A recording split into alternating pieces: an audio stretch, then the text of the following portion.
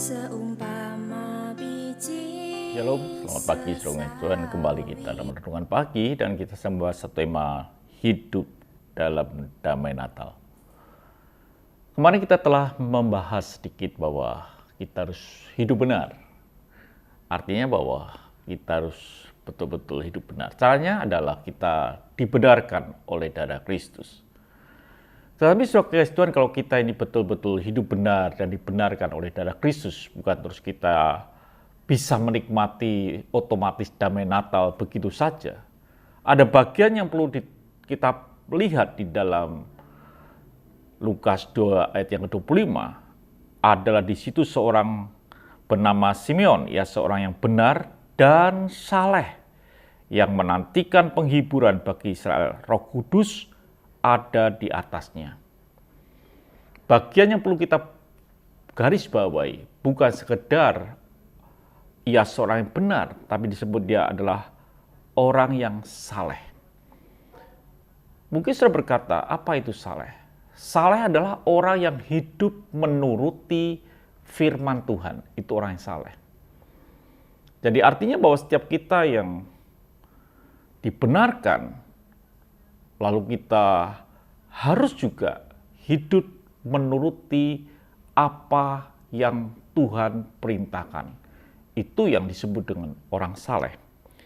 Di dalam firman Tuhan dalam 2 Tawarikh 35 ayat yang ke-26. Selebihnya dari riwayat Yosia dan perbuatan-perbuatan yang saleh yang sesuai dengan yang tertulis dalam Taurat Tuhan. Yosia melakukan persis apa yang dikatakan firman Tuhan. Dia melakukan akan kebenaran dan hidup menurut firman Tuhan. Itu yang disebut dengan saleh. Kalau saudara ingin menikmati hidup damai Natal, hidup saudara harus ada di dalam jalur kebenaran firman Tuhan.